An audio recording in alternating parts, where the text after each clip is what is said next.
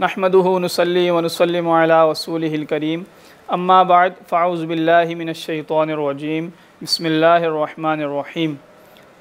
बिहम्दिही ताला इदारा रुश्द व हिदायत की जानिब से एक सिलसिला बनाम अक़ीदा ख़त्म नबूवत की रुश्द व हिदायत लेकर हाज़िर हैं। इस सिलसिले के अंदर इदारे की कोशिश ये है कि जिस तरीके से मुसलमान नमाज, रोज़ा, ज़कात, हज और दीगर मसाइल दलाइल से जानने की कोशिश कर रहा है, इसी तरीके से अक़ीदा ख़त्म नबूवत को भी कुरान व हदीस से जाने और समझे कि हुज़ूर अलैहिस्सलातु वस्सलाम का अक़ीदा वो अक़ीदा है कि जिसको अल्लाह तबारक व तआला ने ख़ुद बयान किया है और एक आयत नहीं कसीर आयात में इस अक़ीदे को बयान किया है। और हुज़ूर अलैहिस्सलातु वस्सलाम ने अपनी ज़बान मुबारक से इस अक़ीदे को ख़ुद बयान किया है और फ़रमाया है कि मेरे बाद कोई नबी नहीं है। अब इस सिलसिले को आगे बढ़ाते हैं और चलते हैं हम अपनी 17वीं आयत की तरफ कि अल्लाह तबारक व तआला हमें क्या पैगाम दे रहा है कि हुज़ूर अलैहिस्सलातु वस्सलाम अल्लाह के आखिरी नबी हैं और अल्लाह के आखिरी रसूल हैं। हुज़ूर अलैहिस्सलातु वस्सलाम की अक़ीदा ख़त्म नबूवत को बयान करते हुए अल्लाह तबारक व तआला इरशाद फरमाता है, सुल्लतुम मिनल अव्वलीन व सुल्लतुम मिनल आखिरीन। अल्लाह तबारक व तआला इरशाद फरमाता है कि एक बड़ी जमाअत तुमसे पहले होगी और एक बड़ी जमाअत तुम में सबसे आखिर में आने वाली होगी। इसका माना क्या है कि हुज़ूर अलैहिस्सलातु वस्सलाम की उम्मत जो है वो सबसे बड़ी होगी। क्यों? क्योंकि हुज़ूर अलैहिस्सलातु वस्सलाम की उम्मत को इस आयत मुबारका के अंदर आखिरी उम्मत कहा गया है। लिहाजा ये उम्मत जो है हुज़ूर की उम्मत है। हुज़ूर अलैहिस्सलातु वस्सलाम अल्लाह तबारक व तआला के आखिरी नबी हैं और ये बयान किस में हो रही हैं? सारी बातें ये किताबुल्लाह के अंदर बयान हो रही हैं और किताबुल्लाह हुज़ूर अलैहिस्सलातु वस्सलाम पर नाजिल हुई, तो लिहाजा किताबुल्लाह भी आखिरी किताब हुई। यानी हुज़ूर अलैहिस्सलातु वस्सलाम के बाद कोई नबी नहीं आएगा, तो लिहाजा कोई किताब भी नहीं आएगी और कोई उम्मत भी नहीं आएगी। जब कोई नबी या कोई किताब या कोई उम्मत नहीं आएगी तो लिहाजा साबित हुआ कि हुज़ूर अलैहिस्सलातु वस्सलाम अल्लाह के आखिरी और पसंदीदा रसूल और नबी हैं। इस आयत मुबारका की तायीद हुज़ूर अलैहिस्सलातु वस्सलाम की हदीस मुबारका से भी होती है। हुज़ूर अलैहिस्सलातु वस्सलाम ने फरमाया, क़यामत के दिन अहले जन्नत की 120 सफ़े होंगी, उनमें से 40 सफ़ें तमाम अंबिया किराम की होंगी और 80 सफ़े मेरी उम्मत की होंगी। अब नाज़रीन किराम देखें कि हुज़ूर अलैहिस्सलातु वस्सलाम फरमा रहे हैं कि 80 सफ़े सिर्फ़ मेरी उम्मत की होंगी, तो लिहाजा इस हदीस मुबारक से भी ये साबित हो रहा है कि हुज़ूर अलैहिस्सलातु वस्सलाम के बाद अगर किसी नबी ने या किसी नए उम्मत ने आना होता तो यकीनन उसकी सफ़ें ज़्यादा होती, लेकिन ऐसा नहीं है क्योंकि हुज़ूर के बाद किसी दूसरे नबी ने नहीं आना। हम चलते हैं अपनी 18वीं आयत की तरफ। अल्लाह तबारक व तआला कुरान मजीद के अंदर इरशाद फरमाता है, या अय्युहल्लज़ीना आमनू अतीउल्लाह व अतीउर रसूल। ए ईमान वालो, इताअत करो अल्लाह की और इताअत करो अल्लाह के रसूल की, व उलिल अम्रि मिनकुम, और साहिबान अमर की। फ़इन तनाज़अतुम फ़ी शैइन, और जब तुम आपस में किसी मामले के अंदर मुतनाज़े हो जाओ, झगड़ा करने लगो, फ़रुद्दूहु इलल्लाहि वर रसूल, तो उस मामले को अल्लाह और उसके रसूल सल्लल्लाहु अलैहि वसल्लम की तरफ लौटाओ। इन कुंतुम तुमिनून बिल्लाहि वल यौमिल आखिर, अगर तुम सब अल्लाह और आखिरत के दिन पर ईमान रखते हो। ज़ालिका खैरुन व अहसनु तअवीला, और यही तुम्हारे लिए बेहतरीन और पसंदीदा मामला है। देखें, इस आयत मुबारका के अंदर अल्लाह तबारक व तआला ने अल्लाह और उसके रसूल की मुसलमानों को, ईमान वालों को इताअत करने का मुस्तकिल हुक्म दिया है। यानी कि कोई भी बात हो, किसी भी किस्म का मामला हो, अल्लाह और उसके रसूल की इताअत की जाएगी।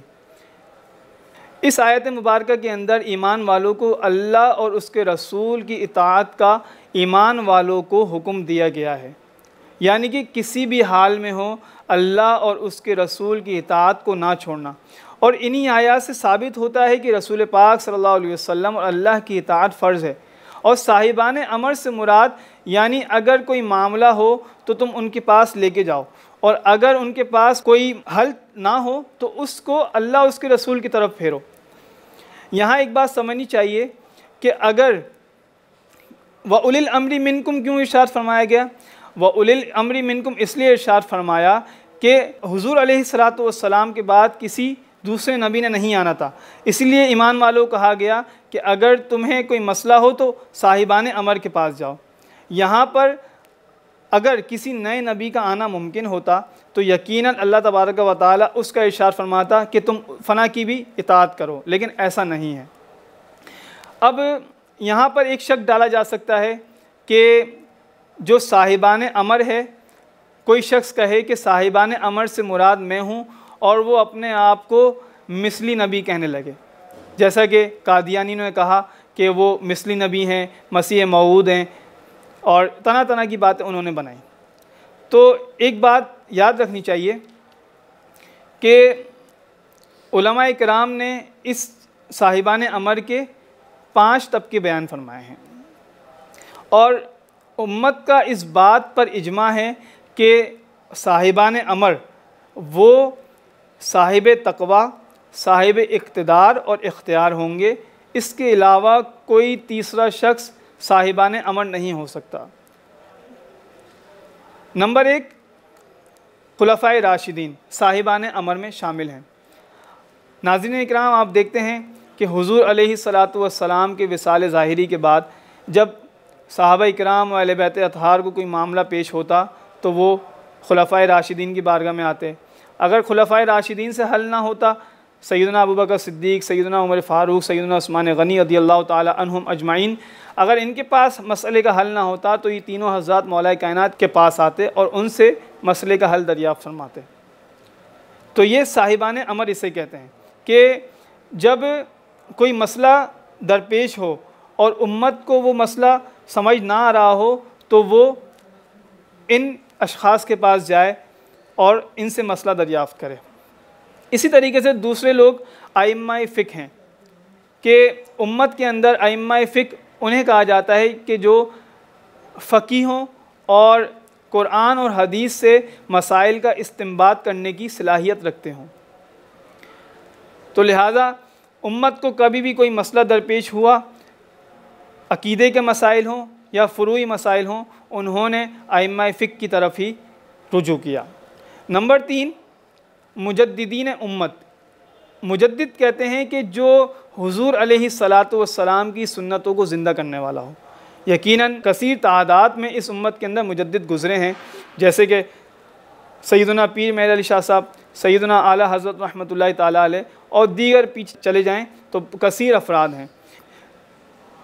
नंबर 4, मशाइख़ सिलसिला, यानी कि हुज़ूर गौस पाक रज़ियल्लाहु ताला अन्हो और आपके बाद आने वाले औलिया कामिलीन और आपसे पहले के औलिया कामिलीन, ये साहिबान अमर में दाखिल हैं। कि साहिबान अमर कहते हैं कि जो मामले को जानने वाला हो और उस पर हुक्म लगाने वाला हो, लेकिन जब इन्हें भी कोई मसला दरपेश होगा तो ये भी अल्लाह उसके रसूल की तरफ ही रुजू करेंगे। लिहाजा ये सारे चीज़ें इस उम्मत के अफराद को ही सुपुर्द की गई हैं। आप नाज़रीन इकराम, आप देख रहे हैं कि कहीं पे भी किसी दूसरे नबी का ज़िक्र तक नहीं हो रहा। अल्लाह तबारक व तआला ने रसूलुल्लाह की बात की है कि रसूलुल्लाह की उम्मत की बात की है। रसूल पाक सल्लल्लाहु अलैहि वसल्लम के जो भी ज़िम्मेदारियाँ थीं, या तो वो अहले बैत पाक को दी गई, या सहाबा इकराम को दी गई, या इस उम्मत के औलिया कामिलीन को दी गई। अब एक और चीज़ होती है कि उलमाए किराम ने उलुल अमर की तारीफ़ बयान करते हुए कहा है कि उलुल अमर होते कौन लोग हैं, और यहाँ पर उलुल अमर से क्या मुराद है। उलुल अमर वो होते हैं कि कुरान और हदीस की रोशनी में किसी मसाइल को बता दें और उसका हल दे दें। लेकिन यहाँ पर चंद चीज़ें बयान करने की हैं। वो ये हैं कि अगर कोई शख्स एतराज़ करे कि उलुल अमर से मुराद नबी है, तो हम उसको जवाब देंगे कि उलुल अमर से मुराद नबी किसी सूरत नहीं हो सकता, क्योंकि अल्लाह तबारक व तआला ने अतीउल्लाह व अतीउर रसूल के अंदर अपनी इत्तिबा और अपनी इताअत का जो हुक्म दिया है वो मुस्तकिल बिज़ात है, यानी तुम किसी भी हालत में हो अल्लाह उसके रसूल की इताअत को ना छोड़ना। लेकिन जब उलुल अमर का ज़िक्र फरमाया तो मुस्तकिल बिज़ात नहीं, मुस्तकिल कहा, यानी अगर कोई मसला उन्हें भी ना आता हो तो वो भी अल्लाह की तरफ ही जाएंगे। नंबर 2, अगर यहाँ नबी मुराद होता, उलुल अमर से नबी मुराद होता तो उससे इख्तलाफ कुफ्र होता, लेकिन ऐसा नहीं है, क्योंकि यहाँ पर इख्तलाफ की सूरत में ही तो कहा गया है कि तुम अगर किसी इख्तलाफ की सूरत पैदा हो जाए तो अल्लाह उसके रसूल की तरफ रुजू कर लेना। अगर नबी होता तो यकीनन इख्तलाफ नहीं हो सकता था।